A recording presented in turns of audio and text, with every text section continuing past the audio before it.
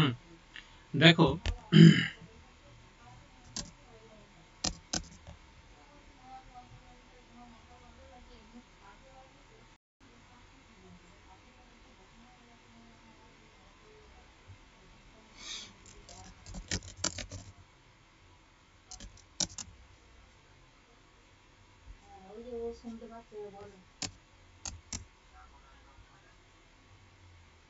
নিরুক্ত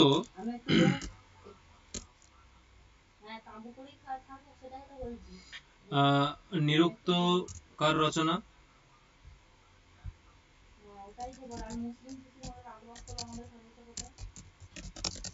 নিরুক্ত রচয়িতা কে? যাস্ক যাস্ক। যাস্কাচার্য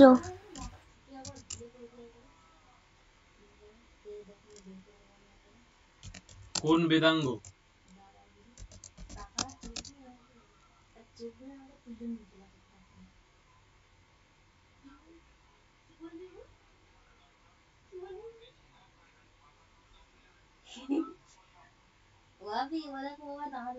কোন বেদাঙ্গ? নিরুক্তকে কোন বেদাঙ্গের সঙ্গে তুলনা করা হয়েছে? নিরুক্তম শ্রোত্রমুচ্যতে।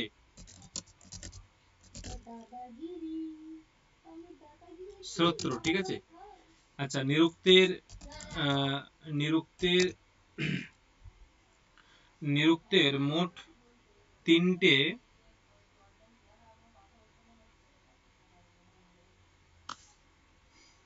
কি আছে? কাণ্ড আছে। নিরুক্তের কয়টি কাণ্ড? কি কি? তিনটি, ঠিক আছে।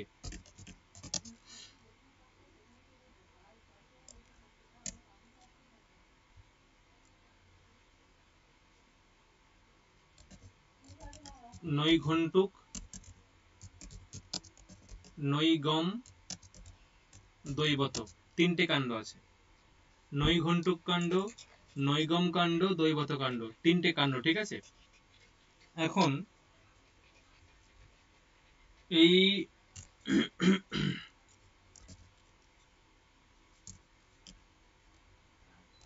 নিরুক্তে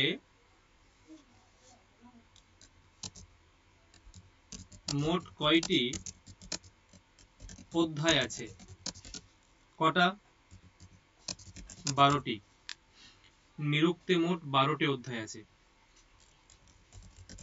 নিরুক্তের টিকাকার কে? দুর্গাচার্য। নিরুক্তের টিকাকার হলো কে? না দুর্গাচার্য। যার কাছে নিরুক্তের বই আছে, ঠিক আছে, সে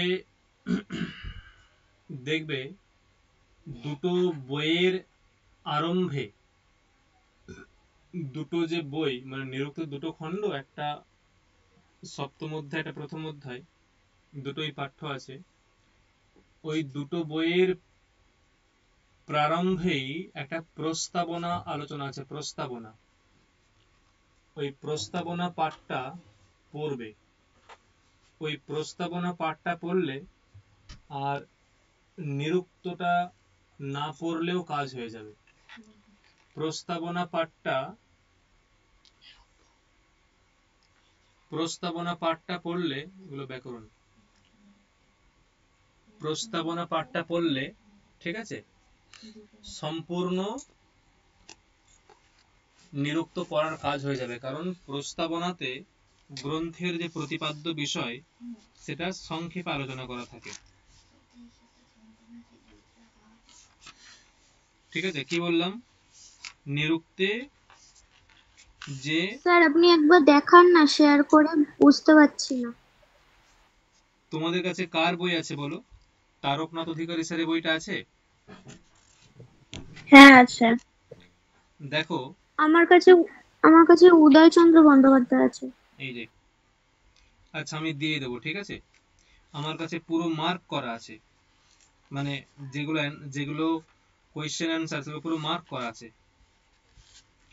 আমরা এইভাবেই পড়েছিলাম তখন। যাই হোক, দেখো প্রবেশিকা বলে একটা পাঠ আছে। প্রবেশিকা শুরু হচ্ছে 11 পৃষ্ঠা থেকে। যাদের ওই ইয়ের কাছে, ওই তারকনাথ অধিকারী স্যারের বই আছে, প্রবেশিকা বলে একটা পাঠ আছে, ওই প্রবেশিকা পাঠটা পড়তে হবে। মোটামুটি কতটা আছে, 11 পৃষ্ঠা থেকে 42 পৃষ্ঠা পর্যন্ত।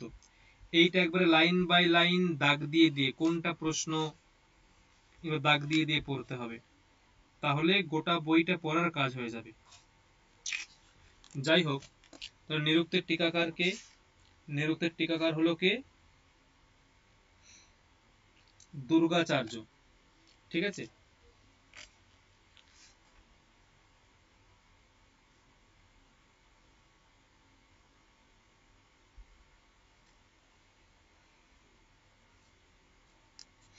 আচ্ছা এই নিরুক্তের মতোই আর একটা গ্রন্থ আছে নিঘণ্টু।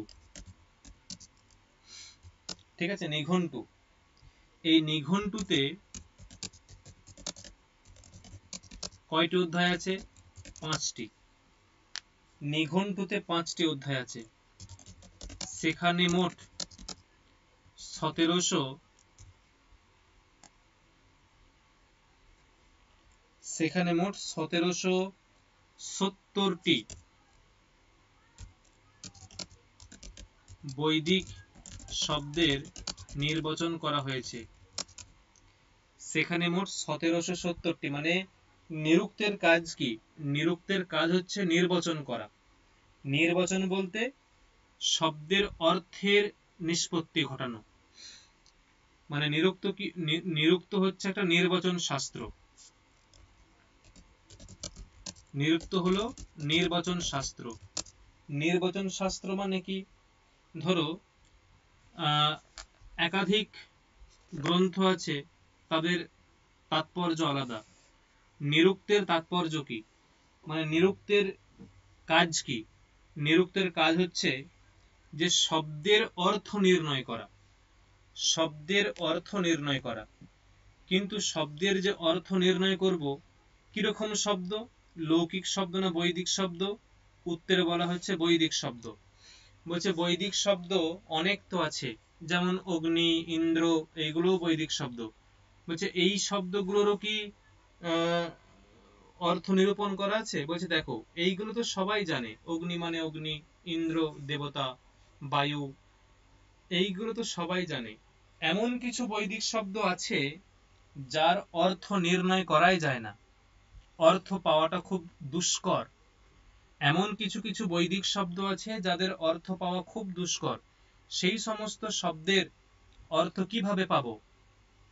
কোন কোন কোন শৈলী অনুসরণ করলে ওই সমস্ত বৈদিক শব্দের অর্থ আমরা নিরূপণ করতে পারবো, ওই শৈলীগুলো দেখানো হয়েছে এবং ওই শব্দগুলোর অর্থ নিরূপণ করা হয়েছে, যে শব্দগুলোর অর্থ বের করে আনা দুঃসাধ্য। কি বললাম, বোঝা গেল? যে শব্দগুলোর অর্থ বের করে আনা দুঃসাধ্য। 1 মিনিট।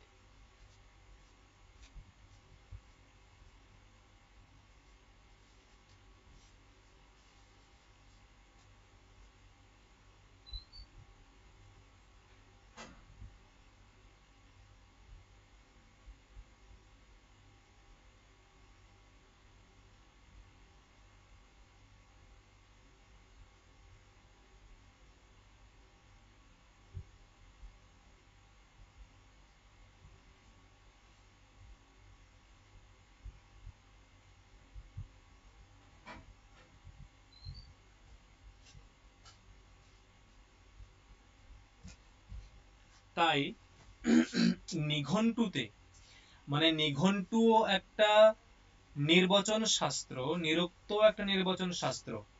নিঘণ্টুর পরিচয় আলাদা, নিরুক্তের পরিচয় আলাদা।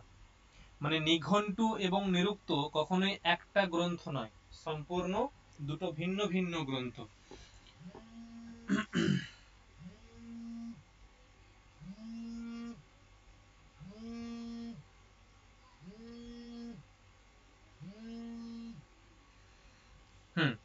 কি বলা হলো যে নিঘণ্টু এবং নিঘণ্টু এবং নিরুক্ত সম্পূর্ণ দুটো আলাদা আলাদা গ্রন্থ। ঠিক আছে, এখন নিঘণ্টুতে বলা হলো 5টা অধ্যায়, নিরুক্ততে 12টা অধ্যায়। এবং নিঘন্টুতে মোট কয়টি শব্দ আলোচনা আছে? মোট 1770টা। আলোচনা মানে কি?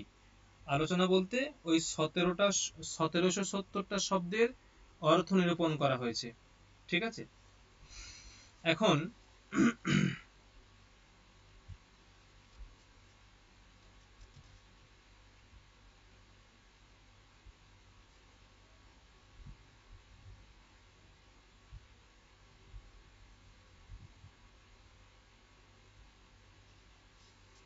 দেখো,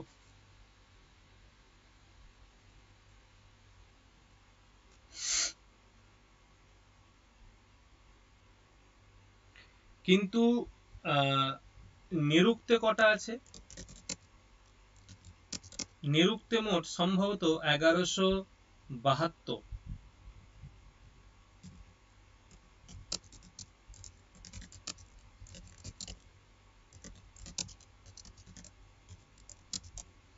নিরুক্তে মোট 1172টা শব্দের অর্থ নিরূপণ করা হয়েছে। ঠিক আছে, এটা নিরুক্তের কথা বললাম। আর নিঘন্টুতে 1770টা। এখন এই যে বললাম যে তিনটে কাণ্ড আছে, কি কি কাণ্ড? নৈঘণ্টুক কাণ্ড, নৈগম কাণ্ড এবং দৈবত কাণ্ড। নৈঘণ্টুক কাণ্ড, নৈগম কাণ্ড এবং দৈবত কাণ্ড, যে মোট তিনটে কাণ্ড আছে, এই তিনটে কাণ্ডর মধ্যে ওই 12টা অধ্যায় ঢুকে আছে। তিনটে কাণ্ডের মধ্যে কি বললাম? 12টা অধ্যায় ঢুকে আছে। ঠিক আছে, তার মানে তাহলে তিনটে কাণ্ড আর 12টা অধ্যায়। তাহলে যদি এখন প্রশ্ন করা হয় যে প্রথম কাণ্ড,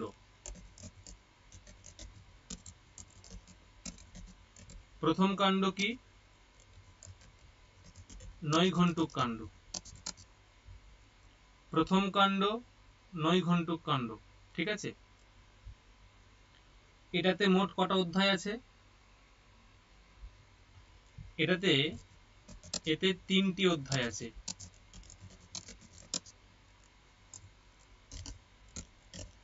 দ্বিতীয় কাণ্ড কি? নৈগম কাণ্ড।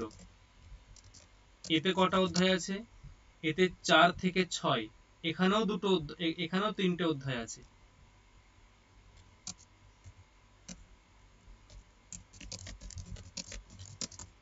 আর তৃতীয় কাণ্ড দৈবত কাণ্ড, এতে 6টি অধ্যায় আছে। তাহলে মোট হলো 12টা অধ্যায়। দেখো, বোঝা গেল? কি বললাম বোঝা গেল, হ্যাঁ কিনা?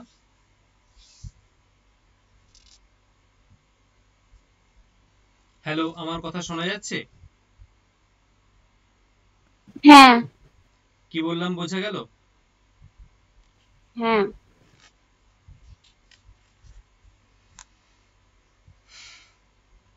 দেখো, এরপর আমরা সরাসরি গ্রন্থে চলে যাব। ওইখানে যে আলোচনা আছে সেগুলো দেখব। এটা গ্রুপে দিয়ে দিন। আমি দেব, আমি পিডিএফটা পুরোটাই আমি করব।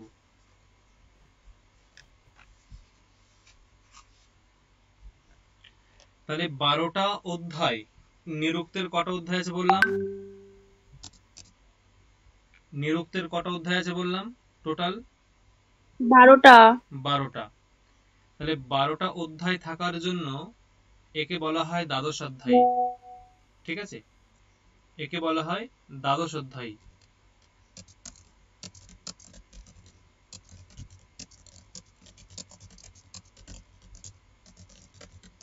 একে বলা হয় দ্বাদশ অধ্যায়ী। 12টা অধ্যায় থাকার জন্য একে বলা হয় দ্বাদশ অধ্যায়ী, মানে নিরুক্তের অপর নাম দ্বাদশ অধ্যায়ী। মাথায় রাখবে। এখন দেখো, প্রথমেই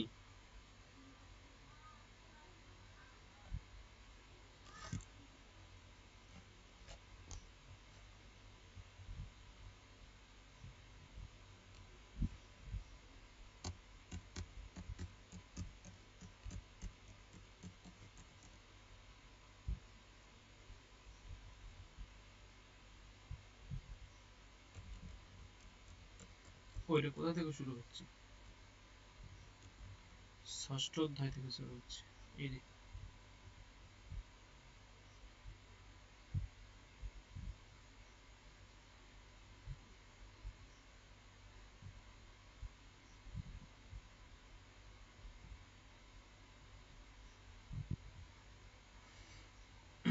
হুম,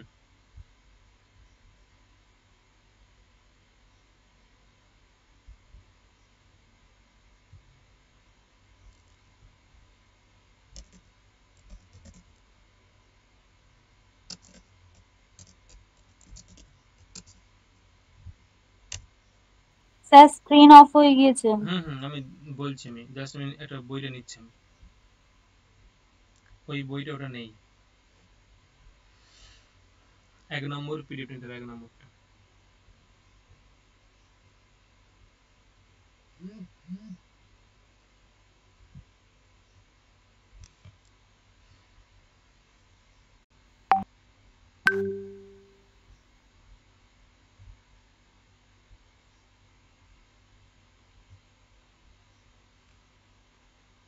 দেখো, প্রথমেই দেখা আছে তোমাদের কাছে যে সমমনায়ঃ সমমনাতঃ। সমমনায়ঃ সমমনাতঃ এর মানে কি? সমমনায় শব্দের অর্থ হচ্ছে বৈদিক শব্দ। সমমনায়ঃ মানে অর্থ হচ্ছে বৈদিক শব্দ। ওই বৈদিক শব্দগুলির বৈদিক শব্দগুলির সমমনাতঃ। সমমনাতঃ মানে মানে গৃহীত হয়েছে। সমমনায়ঃ মানে বৈদিক শব্দ, আর সমমনাতঃ মানে গৃহীত হয়েছে। ঠিক আছে? স্বব্যাখ্যাতব্য, সেগুলো ব্যাখ্যা করা উচিত, ব্যাখ্যা করতে হবে, ব্যাখ্যা করা উচিত। ঠিক আছে? এটা কে বলছে? এটা গ্রন্থকার নিজে বলছেন। মানে গ্রন্থকার বলতে যাস্কাচার্য। যাস্কাচার্য নিজে বলছেন যে সমমনায়ঃ সমমনাথ, অর্থাৎ যে সমমনায় মানে কি বললাম? সমমনায় শব্দের অর্থ বললাম যে বৈদিক শব্দ সমূহ, বৈদিক শব্দ সমূহ, ঠিক আছে, বৈদিক শব্দগুলিকে সমমনাথ মানে গৃহীত হয়েছে, বৈদিক শব্দগুলি গৃহীত হয়েছে।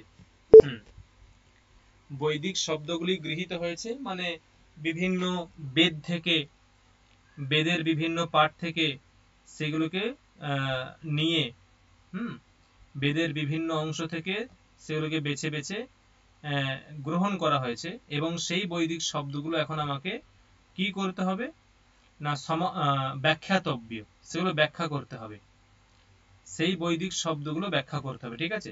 দেখো স্ক্রিন দেখা যায়, স্ক্রিন দেখা যায়।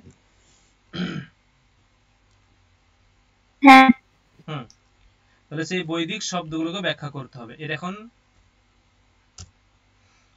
কিন্তু বলছে যে স্বব্যাখ্যাতব্য, এই যে 2 নম্বর আছে স্বব্যাখ্যাতব্য, সেগুলো ব্যাখ্যা করতে হবে।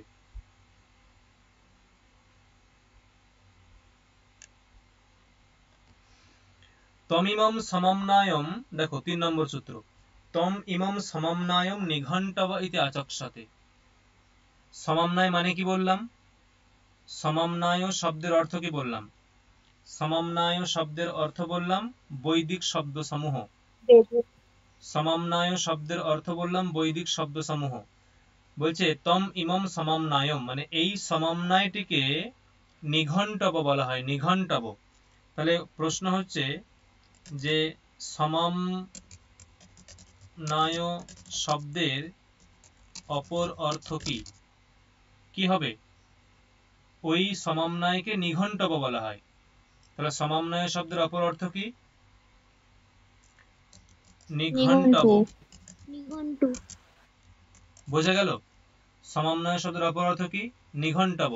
বা সমমনায় পদের দ্বারা কি বোঝানো হয়? নিঘণ্টব। রেসপন্স করবে কি যা বলছি। বলছে নিঘণ্টবঃ কস্মাৎ, মানে কেন নিঘণ্টবঃ বলা হয়? নিঘণ্টবঃ কেন বলা হয়? বলছে নিগমা ইমে ভবন্তি। নিগমা মানে ওই যে নিঘণ্টুগুলো, আচ্ছা ভেবে দেখো, ওই যে বৈদিক শব্দগুলো, বৈদিক শব্দগুলো, ঠিক আছে, তাহলে নিঘণ্টু বা নিঘণ্টব কাদেরকে বলা হলো? নিঘণ্টু বা নিঘণ্টব কাদেরকে বলা হলো? কাকে বলা হলো নিঘণ্টু বা নিঘণ্টব? বৈদিক শব্দগুলি। বৈদিক শব্দ সমূহগুলিকে বলা হয় নিঘণ্টব। নিঘণ্টব কেন বলা হচ্ছে? বলছে নিগমা ইমে ভবন্তি। নিগমা মানে হচ্ছে যে নিশ্চিত রূপে, নিগমা, নি মানে নিশ্চিত, গমা মানে অর্থের বোধক, নি মানে নিশ্চিত, গমা মানে অর্থের বোধক, ইমে মানে এইগুলি, এইগুলি মানে ওই বৈদিক শব্দগুলি, ওই বৈদিক শব্দগুলি, ওই বৈদিক শব্দগুলি, নিগমা মানে নিশ্চিত রূপে অর্থের বোধক হয়, নি মানে নিশ্চিত রূপে, গমা মানে অর্থের বোধক হয়, তাহলে যে নিগমা নিশ্চিত রূপে অর্থের বোধক হয়, সেই জন্য এদেরকে নিঘণ্টব বলা হয়। ঠিক আছে, পরবর্তী বলছে এই যে বৈদিক শব্দগুলো কোথা থেকে তুমি পেয়েছো, বা এই যে সমন্বয় বা যেগুলো তুমি নিঘণ্টু বলছো, নিঘণ্টব বলছো, এগুলো তুমি কোথা থেকে পেয়েছো? বলছে ছন্দভ্য সমাহৃত্য, সমাহৃত্য, ছন্দ মানে বেদ। ঠিক আছে, ছন্দ শব্দের অর্থ কি? বেদ। ছন্দভ্য মানে বেদের থেকে, বেদ সমূহ থেকে, সমাহৃত্য, সমাহৃত্য মানে আহরণ করে, সংকলন করে, ছন্দ থেকে সংকলন করে, সমাহৃত্য, সমাহৃত্য, তে সমমনাতাহা, ওই যে নিঘণ্টব বা বৈদিক শব্দ সমূহ, সেইগুলিকে সমমনাত হয়েছে, সেইগুলিকে সমমনাত হয়েছে মানে যে সেইগুলিকে গ্রহণ করা হয়েছে, সমাকলন করা হয়েছে। ঠিক আছে, এবং সেই জন্য নিঘণ্টব উচ্যন্তে ইতি ঔপমন্যবঃ।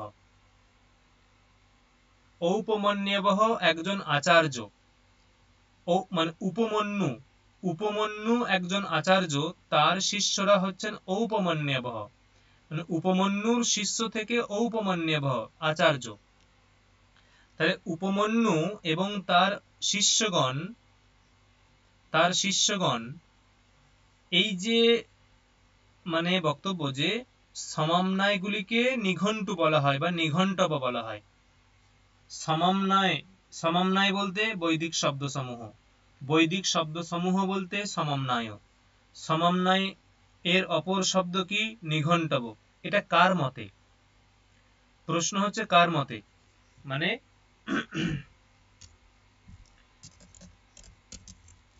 সমন্বয়গুলিকে নিঘণ্টব বলা হয় কার মতে? কি বললাম বোঝা গেল?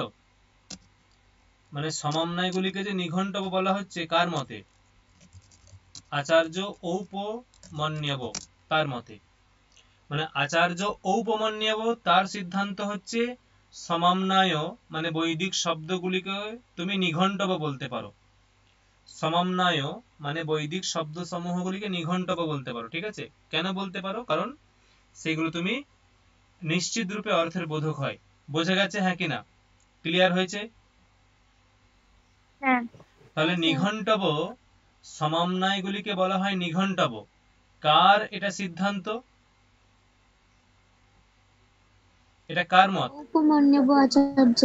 আচার্য ঔপমন্যব বা আচার্য উপমন্যু তার মত। দেখো এখানে বলা হচ্ছে যে তদিয়ানি এতানি চত্বারি পদজাতানি নামাখ্যাতোপসর্গ নিপাতাশ্চ তানি ইমানি ভবন্তি।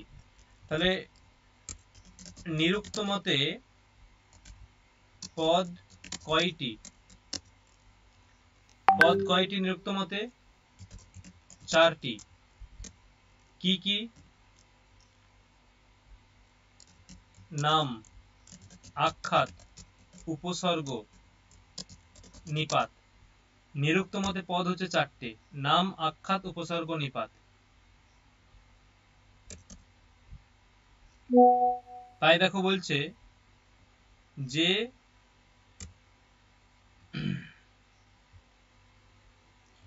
তদ ইয়ানি এতানি চত্বারি পদজাতানি, 4টে হচ্ছে পদ, 4টি পদ। কি কি? নামাখ্যাতে, নাম এবং আখ্যাত, উপসর্গ নিপাতাশ্চ, উপসর্গ এবং নিপাত। নাম, আখ্যাত, উপসর্গ, নিপাত, 4টি হলো পদ। নিরুক্ত মতে পদ কটা? 4টি। নাম কি? বলছে তত্র এতন নামাখ্যাতয়োর লক্ষণম প্রদিশন্তি। তত্রৈতন নামাখ্যাতয়োর লক্ষণম প্রদিশন্তি, মানে এখন নাম এবং আখ্যাতের লক্ষণ বলা হবে। নাম এবং আখ্যাতের লক্ষণ, ঠিক আছে। প্রথমে আখ্যাতের লক্ষণ কি? ভাব প্রধানম আখ্যাতম, এটা হচ্ছে আখ্যাতের লক্ষণ। নামের লক্ষণ কি?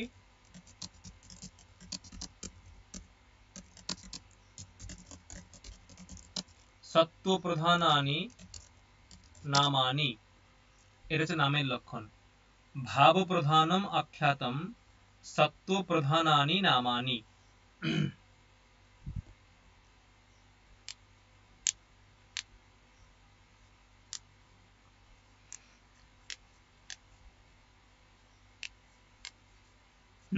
সত্ত্ব প্রধানানি নামানি মানে ভাব।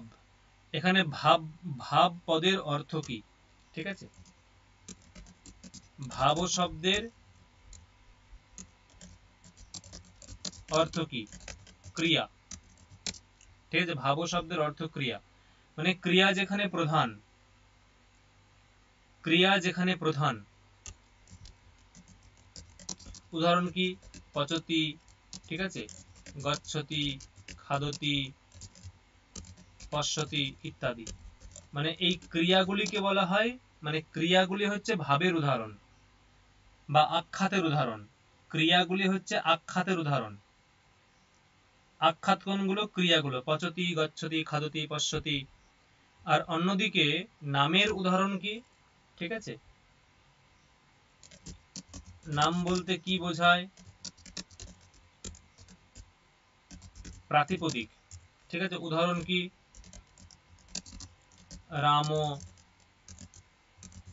শ্যাম, বৃক্ষ, কৃষ্ণ ইত্যাদি, যে প্রাতিপদিক সেইগুলো, এগুলো হচ্ছে নামের উদাহরণ। দেখো বোঝা গেল? বোঝা গেছে হ্যাঁ কি না? হ্যাঁ হ্যাঁ স্যার। পরবর্তী দেখো,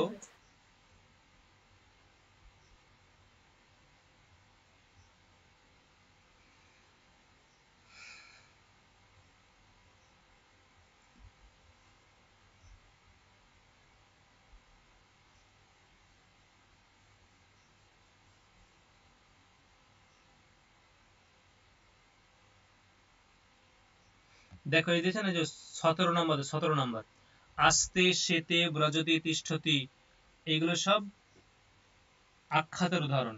আস্তে সেতে ব্রজতি তিষ্ঠতি, এগুলো সব আখ্যাতকে বোঝাচ্ছে, আখ্যাতকে নির্দেশ করছে। পরবর্তী দেখো একটা উদাহরণ আছে, এই 18 নম্বর, ইন্দ্রিয় নিত্যম বচনম ঔদুম্বরায়ণঃ। ইন্দ্রিয় নিত্যম বচনম ঔদুম্বরায়ণঃ, কি অর্থ? মানে এখানে একটা প্রসঙ্গ আসছে যে বচন মানে শব্দ, বচন বা শব্দ ওটা নিত্য না অনিত্য? বচন বা শব্দ ওটা নিত্য না অনিত্য? একজন আচার্য আছেন ঔদুম্বরায়ণ, ঠিক আছে, ঔদুম্বরায়ণ। ঔদুম্বরায়ণ তার মতে, ঔদুম্বরায়ণ তার মতে কি তিনি, তার সিদ্ধান্ত হচ্ছে যতক্ষণ বচনটা আমাদের ইন্দ্রিয়ের মধ্যে আছে ততক্ষণ সেটা নিত্য। মানে কিরকম? ধরো বলছি আমি রামায়ণ শব্দটা উচ্চারণ করছি, রামায়ণ। দেখো রামায়ণ, এই যে রা থেকে শুরু করে বা র থেকে শুরু করে মূর্ধন্যয়ের যে অ, যখন মূর্ধন্যয়ের অ উচ্চারণ করে দিচ্ছি ততক্ষণ পর্যন্ত রামায়ণ শব্দটা আমার ইন্দ্রিয়ে, মানে মুখ, আমার যে বাগিন্দ্রিয়ের মধ্যে ছিল, ততক্ষণই নিত্য, ততক্ষণই নিত্য।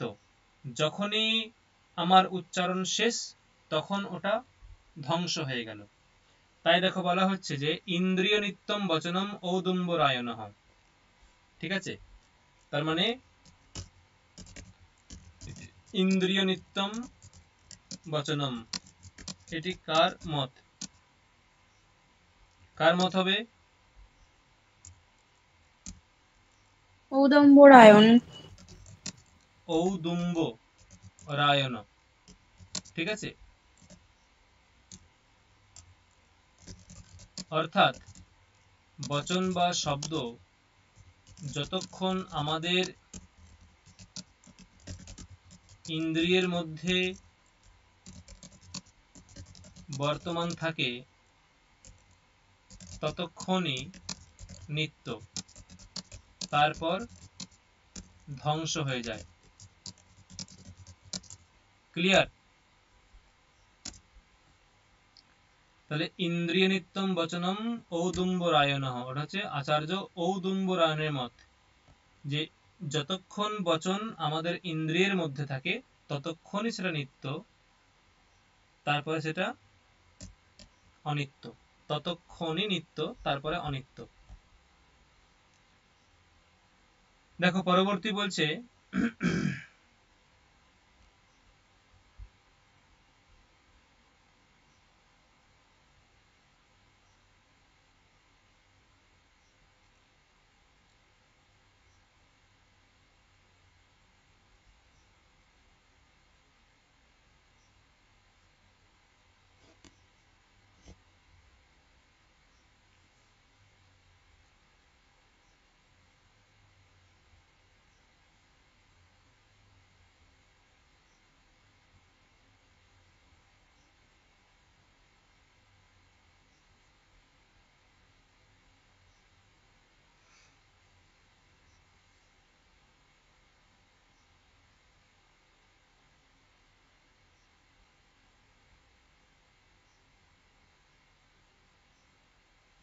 এরপর দেওয়ার প্রসঙ্গ আসছে যে ভাব ও বিকার।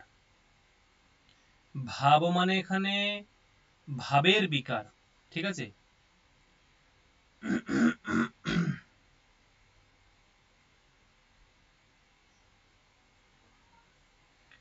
মানে যে ভাব শব্দের কি বক্তব্য? ভাব শব্দের অর্থ একটা হচ্ছে ক্রিয়া, আমরা আগেই বলেছি। আবার এই ভাব শব্দটা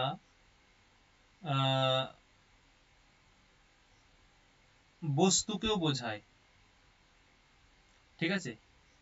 বস্তু, ভাব শব্দের অর্থ ক্রিয়া, আবার ভাব শব্দের অর্থ অবস্থা, বস্তু, এরকমও বোঝায়। আর বিকার মানে পরিবর্তন, বিকার মানে পরিবর্তন। তাহলে কি হলো যে ভাব মানে বস্তু বা অবস্থা অথবা ক্রিয়া। ভাব শব্দের অর্থ ক্রিয়া, ভাব শব্দের অর্থ বস্তু।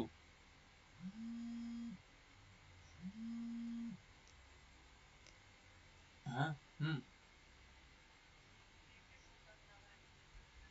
হুম তুমি তো এসসিতে করতে পারবে না, তোমাকে করতে হলে জেনারেলে করতে হবে। আর জেনারেলে করতে তোমাকে ওই 65 না, তুমি তোমাকে তাহলে 64 নম্বর করতে হবে। দেখো 64 নম্বর করতে হবে। তুমি একবার পড়ে নাও, একবার অ্যাডটা পড়ো একবার। কারণ তুমি তো করতে পারবে না জেনারেলেও, তো তোমার তো নেয় স্পেশাল, তুমি তোমার তো হবে না। স্যার কিছু শোনাও যাচ্ছে না, দেখাও যাচ্ছে না। তোমার তো হবে না।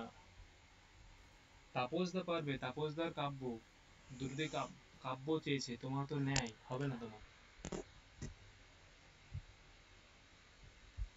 আমি একটা ক্লাসে আছি, ক্লাস নিয়ে ফোন করি। হ্যাঁ দেখো শোনা যাচ্ছে? হ্যালো, দেখো তো শোনা যাচ্ছে?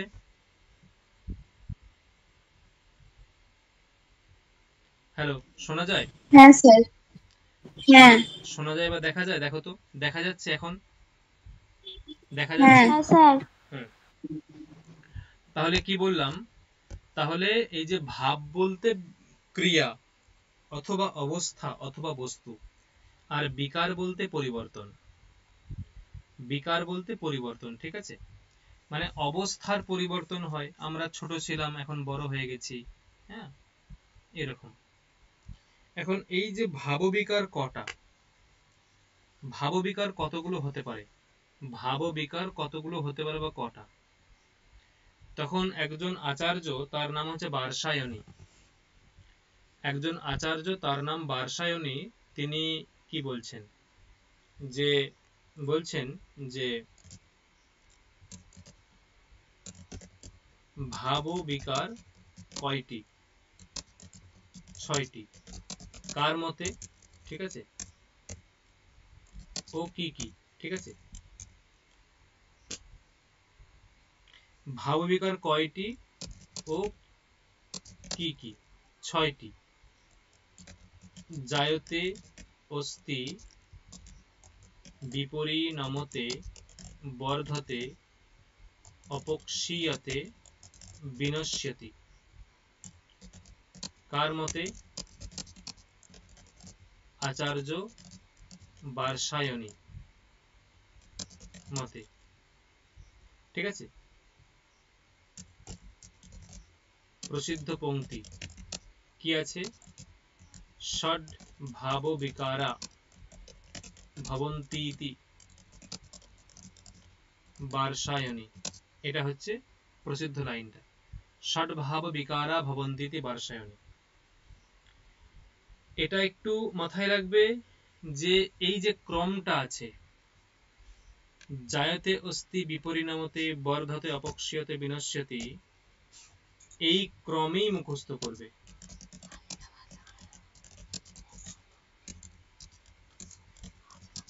ঠিক আছে, এই ক্রমেই মুখস্থ করতে হবে। জায়তে অস্তি বিপরিণামতে বর্ধতে অপক্ষীয়তে বিনশ্যতি, এই ক্রমটা কি মাথায় রাখতে হবে, অন্য ক্রমে করলে হবে না। তখন যদি দিয়ে দেয় যে বর্ধতে, এটা কততম ভাববিকার, বর্ধতে কততম ভাববিকার,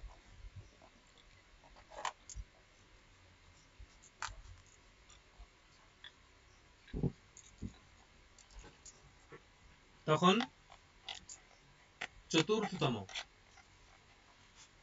অপক্ষীয়তে কততম, পঞ্চমতম, এরকম তোমাকে বলতে পারবে। যদি তুমি এদিক ওদিক করে করো তখন ওই নির্ণয়টা কিন্তু হবে না। পরবর্তী দেখো, এই যে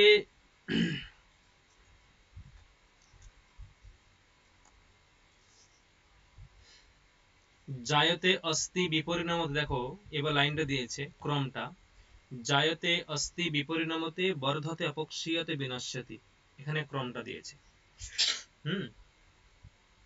মানে ওই যে ক্রমটা লিখিয়েছি, এর 6টা ভাববিকার পেলাম কার মতে? আচার্য বার্ষায়নী, এবং সেই 6টা ক্রম পেলাম। এইগুলো লাগবে না এখন। পারো তো এই 6টাকে মাথায় রেখো। ঠিক আছে, এই 6টা,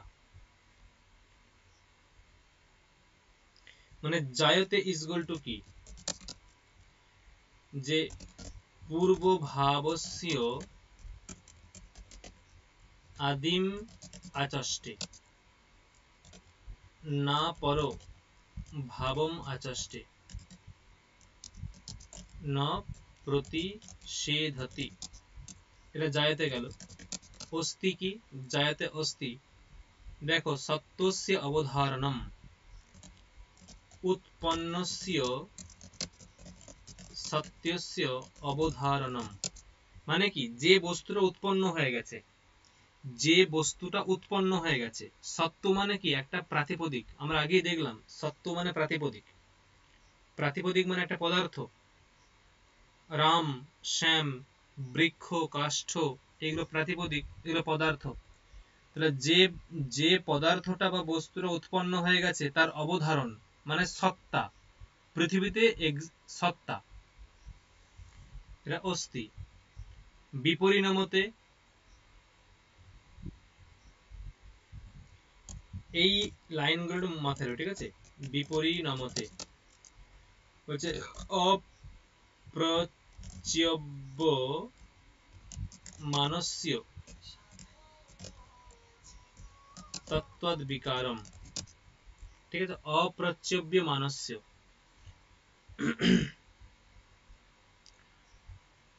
প্রচ্যব্যমান মানে হচ্ছে যে চ্যুত হয়ে যাওয়া, প্রচ্যব্যমান প্রচ্যব্যমান মানে চ্যুত হয়ে যাওয়া, আর অপ্রচ্যব্যমান মানে চ্যুত না হওয়া।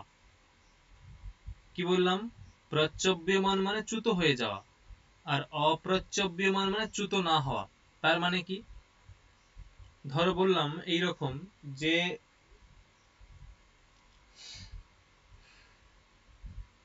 একটা বস্তু মানে মৃত্তিকা, মৃত্তিকা বা ধরো বললাম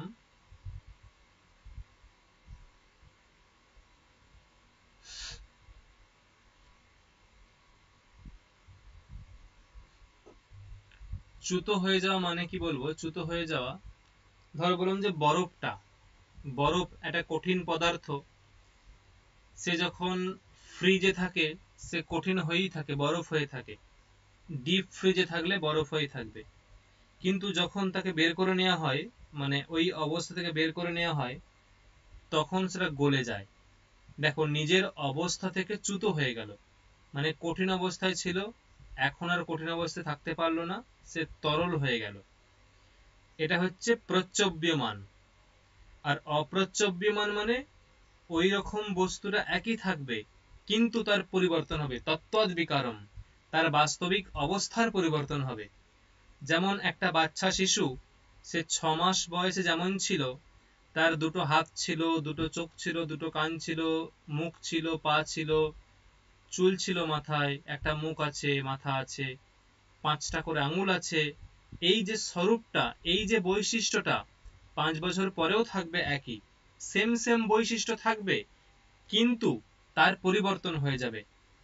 5 মাসে সে ছিল 2 কিলো, 2.5 কিলো, 3 কিলো, 5 বছরে সে হয়ে যাবে 15 কিলো। এই যে বিকারটা, কিন্তু দেখো ওর স্বরূপটা চেঞ্জ হয়নি, অপ্রচ্যব্যমান। অপ্রচ্যব্যমান মানে তার স্বরূপ থেকে, তার স্বরূপটা একই আছে, তার যে প্রকৃত বৈশিষ্ট্য সেটা একই আছে, কিন্তু বিকার হয়ে গেছে, তত্ত্বদ বিকারম। দেখো বললাম, কি বললাম বোঝা গেল? ওটা হচ্ছে বিপরিণামতে। বোঝা গেল হ্যাঁ কি না? হ্যাঁ স্যার, বুঝতে পেরেছি, কিন্তু পাশে একটু মানেগুলো লিখে দিলে ভালো হতো, না হলে পরে ভুলে যাব।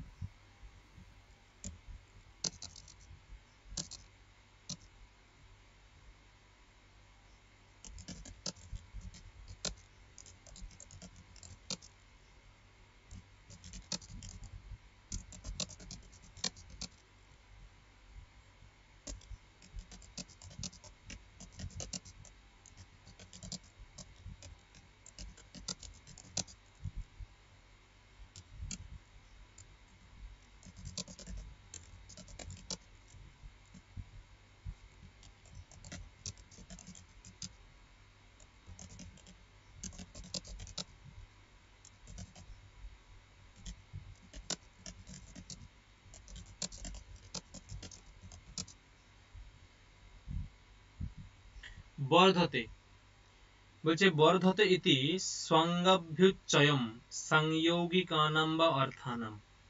এই বর্ধতে হচ্ছে যে 2 প্রকার, বর্ধতে 2 প্রকার। একটা হচ্ছে প্রথম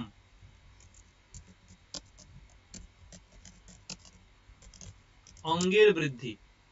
আমাদের অঙ্গগুলো ছোট ছিল, আমাদের অঙ্গগুলো ছোট ছিল, ছোট ছোট পা, ছোট ছোট চোখ, কান, হাত, পা সবই ছোট ছিল, এখন বড় হয়ে গেছে।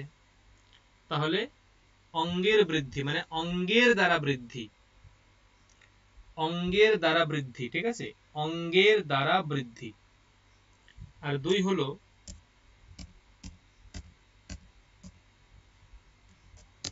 2 হলো আহ,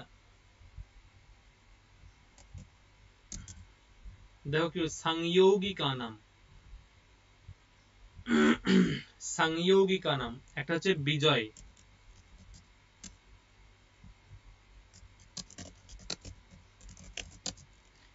দেখো কি বলছে, বর্ধতে ইতি বিজয়েন,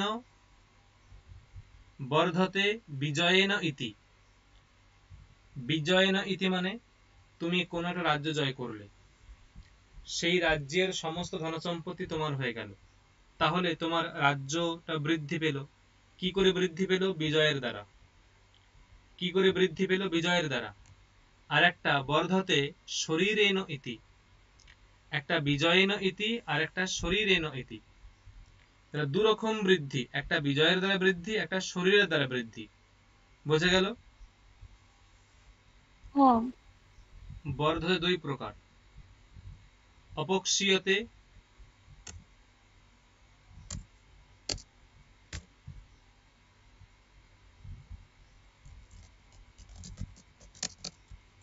অপক্ষীয়তে ইত্যনেনৈব ব্যাখ্যাতঃ প্রতিলোমম। প্রতিলোম মানে কি?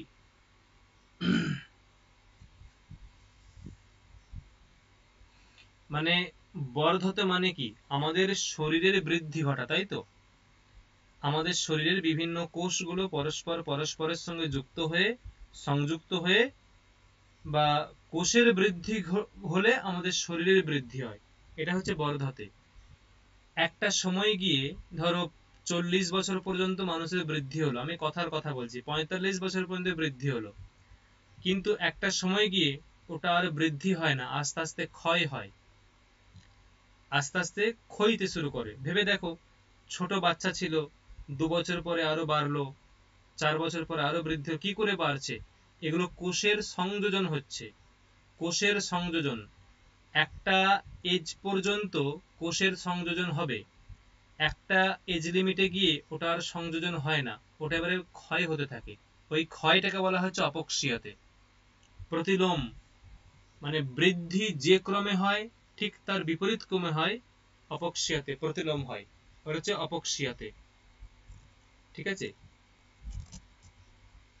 ক্ষয় ক্ষয় দশাকে বলা হয় অপক্ষীয়তে, এই পদের দ্বারা বা ভাববিকারের দ্বারা। এবং লাস্ট হচ্ছে বিনশ্যতি।